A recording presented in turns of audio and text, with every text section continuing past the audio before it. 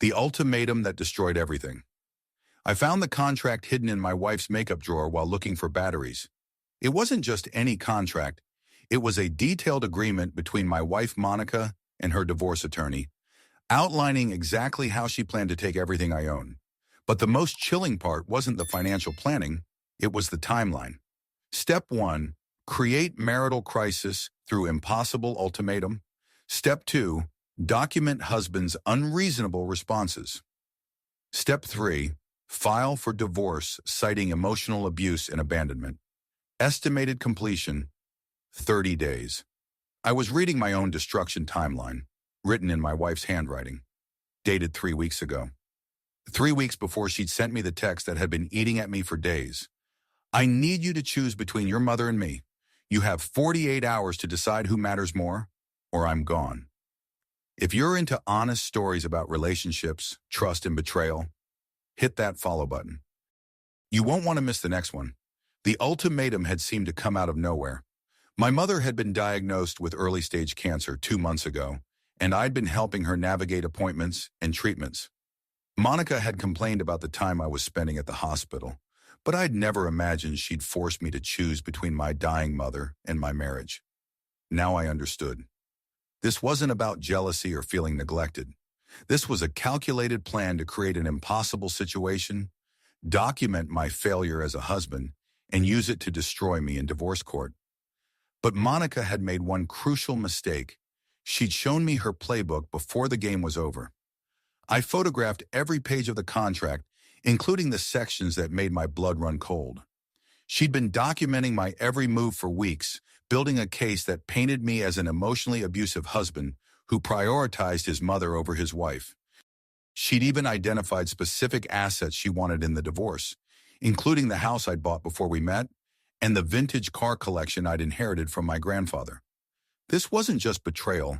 This was a heist disguised as a marriage crisis.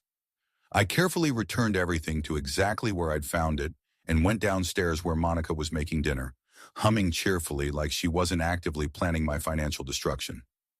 "How was your day?"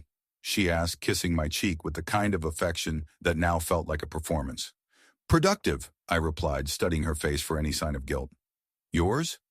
"Really good. I had lunch with Sarah, and she helped me think through some things." Sarah, the divorce attorney who'd been coaching her through this elaborate scheme. "What kind of things?" Monica stirred the pasta, avoiding eye contact. "Just life stuff. You know how it is." "Actually, I don't. Why don't you tell me?" She finally looked at me, and I could see her calculating whether to continue the charade or escalate to the next phase of her plan. "Well, we talked about the situation with your mother, about how it's affecting our marriage. And what conclusions did you reach?" "That I can't keep competing with her for your attention. Something has to change, Marcus." There it was, the setup for her impossible ultimatum, delivered right on schedule. What kind of change? Monica took a deep breath, preparing for her big moment. "I need you to set boundaries with your mother. I need to know that I come first in your life, not her." "What does that look like practically?" "It means not dropping everything every time she calls. It means prioritizing our plans over her medical appointments. It means choosing me when there's a conflict." I nodded thoughtfully. "And if I don't? Then I need to reconsider whether this marriage is working for me." The ultimatum had been delivered exactly as scripted, but Monica had no idea I'd already read the script. "That's a big decision," I said calmly. "How much time do you need to think it through?" She blinked, clearly expecting a different response. What? "If you're reconsidering our marriage, that's serious. I want to make sure you have all the time you need to make the right choice." "Marcus, I don't think you understand what I'm saying." "I understand perfectly. You're saying that unless I prioritize you over my mother, who's battling cancer, you'll leave me. That's your position, right?" Her face flushed. "When you put it like that, it sounds terrible." "How should it sound?" Monica fumbled for words, probably realizing that her carefully planned ultimatum sounded exactly as selfish and cruel as it was. "I just need to know that I matter to you. And the only way I can prove that is by abandoning my sick mother." "I'm not asking you to abandon her. I'm asking you to prioritize our marriage. By abandoning my sick mother, I repeated, during cancer treatments. The contract I'd found made perfect sense now. She'd designed an ultimatum so unreasonable that any normal person would refuse it, giving her grounds to claim I'd chosen my mother over her. In divorce court, it would look like I'd prioritized my family of origin over my spouse, evidence of emotional abandonment. But Monica had underestimated something crucial. I'd read her playbook. You know what? I said, setting down my fork. You're absolutely right. This marriage should be our top priority. Relief flooded her face. She thought she'd won, which is why I think we should resolve this situation immediately instead of letting it fester. What do you mean? I pulled out my phone and called my mother, putting it on speaker. Hi, sweetheart. Mom's weak voice came through the phone. How are you feeling tonight? Much better today, thanks for asking. Mom, I have Monica here with me, and we wanted to talk to you about something important. Monica's eyes went wide with panic. Of course, dear. What's on your mind? Monica feels like she's been competing with you for my attention during your treatment, and she'd like me to prioritize our marriage over helping you through cancer. The silence on the other end was deafening.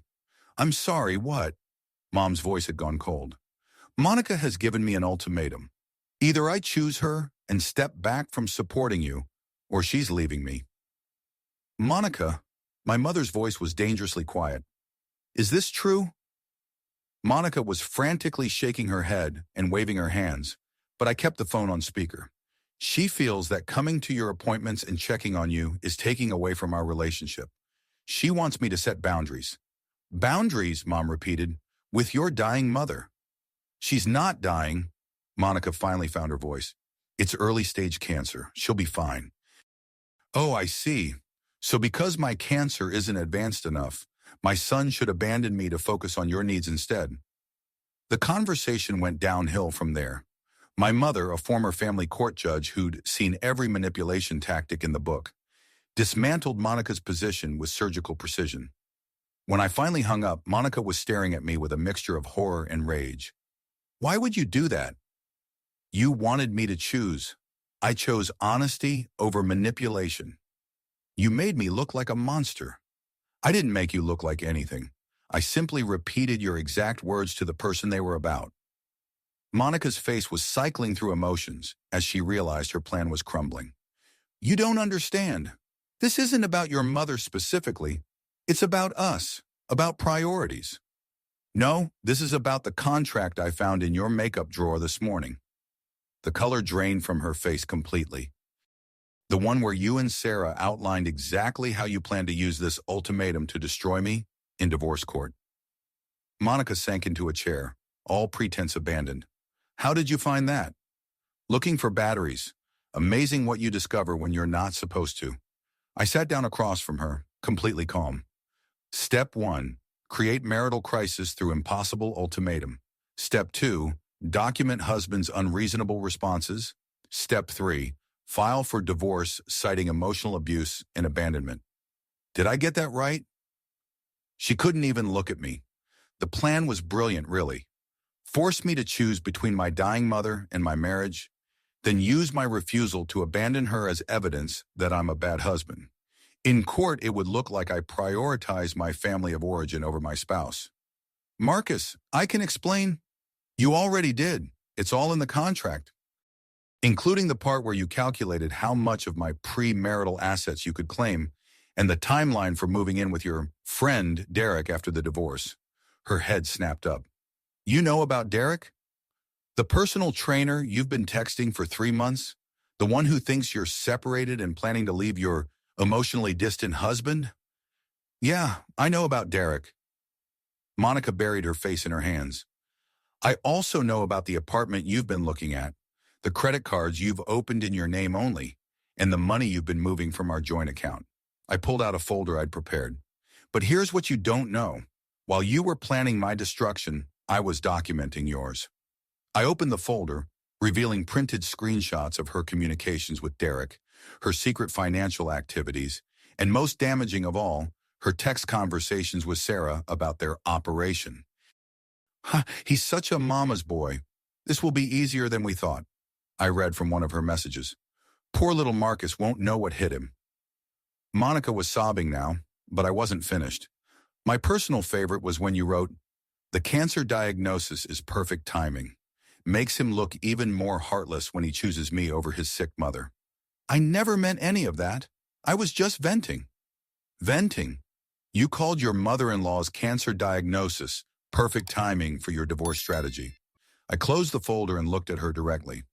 Here's what's going to happen. You're going to call Sarah right now and tell her the operation is off. You're going to transfer back every penny you've stolen from our accounts. And you're going to disappear from my life completely. What if I refuse? I smiled for the first time in weeks. Then I'll send copies of this folder to Derek, to your employer, to your family, and to the State Bar Association. Sarah could lose her license for helping you manufacture evidence for a fraudulent divorce claim. Monica's phone was ringing, Derek's name on the screen. "Answer it," I commanded. "Tell him the truth about what you've been planning." With shaking hands, she accepted the call. "Hey, babe," Derek's voice came through the speaker. "How's the separation going? When do you think you'll be ready to make it official?" Monica looked at me with pleading eyes, but I gestured for her to continue. "Derek, I need to tell you something. I'm not actually separated." Silence on the other end. "What do you mean?" "I mean, I'm still married and living with my husband. I've been lying to you about everything." "What the hell, Monica? You said you were getting divorced. You said he was controlling and emotionally abusive." "I know what I said, but it wasn't true. I was planning to divorce him, and I thought if I had someone waiting." Derek hung up. Monica sat there staring at her phone, watching her backup plan evaporate in real time. "Now call Sarah." "Marcus, please. Call her." Sarah answered immediately. "How did the conversation go? Did he take the bait?" "Sarah, it's over. He found the contract." "What contract? We never put anything in writing." I held up the papers I'd found. "The contract in Monica's handwriting outlining your entire fraud scheme. The one that mentions you by name as her legal advisor." "Oh, God," Sarah's voice went weak. "Monica, what did you do?" "I wrote down our plan. I thought it would help me stay focused." "You documented a conspiracy to commit fraud? Are you insane?" I took the phone from Monica's trembling hands. "Hi, Sarah. This is Marcus, Monica's husband, the one you've been helping her frame for emotional abuse. I can explain." "No need. But you should know that everything Monica documented about your coaching is going to the Bar Association on Monday morning. Enjoy explaining to them how helping someone manufacture divorce evidence fits into your ethical guidelines." I hung up and turned back to Monica. "Pack a bag. You're leaving tonight." "Where am I supposed to go?" "That's not my problem anymore. Maybe Derek's place, except he just realized you've been lying to him for months. Maybe Sarah's, except she's probably busy looking for a new career." Monica was crying harder now. "I never wanted it to go this far. I just felt like you didn't appreciate me anymore. So you decided to destroy my relationship with my dying mother and steal my assets? I thought if you had to choose, you'd choose me, and then everything would go back to normal." "Normal?" "Monica, your version of normal was planning to frame me for emotional abuse and take everything I own. That's not normal. That's sociopathic." I helped her carry her suitcase to the door. "One more thing," I said as she stood on our front porch for the last time. "You were right about needing to make a choice. I did choose between you and my mother. I chose the person who loves me unconditionally over the person who sees me as a mark in an elaborate con game." Monica looked at me through her tears. "What about everything we built together?" "We didn't build anything together. You built a facade while planning my destruction. There's a difference." I closed the door and locked it behind her. 3 months later, the divorce was finalized. Monica tried to claim I'd abandoned her, but the contract she'd written proved premeditation. The judge wasn't sympathetic to someone who documented their own fraud scheme. Sarah lost her license to practice law. Derek filed a harassment complaint against Monica for the deception. My mother made a full recovery and often jokes that her cancer diagnosis helped her identify the real tumor in my life. I'm dating someone new now, someone who's never asked me to choose between her and my family, who sees my loyalty to my mother as a strength rather than a competition, who understands that love doesn't require choosing sides or passing tests. Monica taught me something valuable. When someone forces you to choose between them and people you love, the answer is always to choose the people who would never make you choose. 6 months after the divorce, I ran into Monica at a grocery store. She was working as a cashier, living in a studio apartment, facing financial ruin from legal fees and the reputation damage from her failed scheme. "I never meant for things to end this way," she said quietly as I went through her checkout line. "Sure you did. You planned exactly this outcome, just with our roles reversed. I was scared of losing you. So you decided to take everything I owned before I could leave on my own?" She had no answer for that. "The irony is," I continued, bagging my groceries, "if you just talked to me about feeling neglected, we could have worked it out. But you chose deception and manipulation instead of communication." "I know. I realize that now. Now that it's too late, now that you've lost everything you were trying to protect." Monica's eyes filled with tears. "Do you think you'll ever forgive me?" I looked at her, really looked at her, and saw someone who'd confused strategy with love, manipulation with marriage, and cruelty with cleverness. "Forgiveness isn't about what you deserve," I said finally. "It's about what I need for my own peace. And what I need is to never again confuse someone's calculated behavior with genuine emotion." I headed for the exit, then turned back one final time. "By the way, the cancer scare wasn't real. Mom's been in complete remission for months. She just wanted to see how you'd react to her being vulnerable. Turns out she was testing you the same way you were testing me." Monica's face went white. "What? She never trusted you, said something about you felt artificial, like you were always performing." The cancer diagnosis was her way of seeing who you really were when the stakes felt real. I could see the wheels turning in Monica's head as she realized she'd been played just as thoroughly as she tried to play me. "The difference is," I continued, "her test revealed your character. Yours revealed mine, and I'm good with what both tests proved." As I walked away, I heard Monica ask desperately, "What did her test prove about you?" I turned back one final time. That I'm the kind of man who takes care of people he loves, even when it's inconvenient. That I don't abandon family during crisis. That I choose loyalty over manipulation every single time. And what did my test prove about me? Was it that you're the kind of person who would exploit someone's love for their dying mother to steal their assets? That you see marriage as a business transaction? That you confuse scheming with intelligence? I paused at the automatic doors. But here's the most important thing both tests proved. I deserve better than someone who thinks love requires choosing sides. The last I heard, Monica was still working retail, still living alone, still paying legal fees from a scheme that cost her everything she tried to steal. Her divorce attorney friend Sarah was working at a coffee shop, her legal career destroyed by their failed conspiracy. Sometimes people ask if I feel sorry for them. I don't, because feeling sorry for someone implies they're victims of circumstances beyond their control. Monica and Sarah weren't victims. They were predators who got outplayed by their intended prey. My mother, meanwhile, made a full recovery and loves telling people about how she faked cancer to expose my ex-wife's true character. "Best acting performance of my life," she says, "worthy of an Oscar." The whole experience taught me something invaluable. Real love doesn't create impossible choices. Real love doesn't force you to choose between different people you care about. Real love builds bridges, not ultimatums. When someone forces you to choose between them and your family, they're not asking for love. They're demanding submission. And submission isn't love, it's surrender. I learned to recognize the difference between someone who wants to be chosen and someone who demands to be chosen over everyone else. One comes from confidence and security. The other comes from insecurity and control. Monica wanted to be chosen over my dying mother.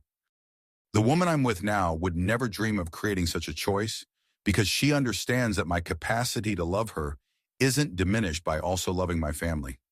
She sees my loyalty to my mother as evidence of the kind of man I am, not competition for my affection.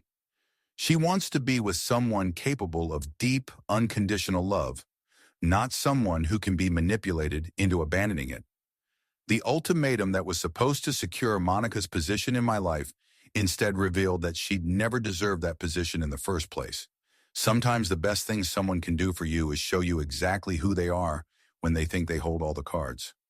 Monica thought she was dealing from a position of strength, forcing me to choose between two people I loved. She never realized she was actually revealing that she wasn't worthy of being chosen by someone capable of real love in the first place. The choice was easy once I understood what I was really choosing between: someone who would exploit my love for my family or my own integrity and self-respect. I chose myself, and for the first time in years, that felt like the only choice that mattered.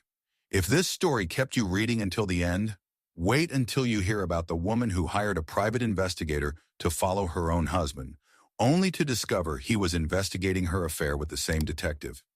Hit that subscribe button, because the most shocking betrayals always come from the people who think they're the smartest person in the room. And trust me, after 6 years married to someone who confused manipulation with marriage, I've learned that the most dangerous people are the ones who think everyone else is too stupid to see through their schemes. The next story will show you exactly how these master manipulators destroy themselves.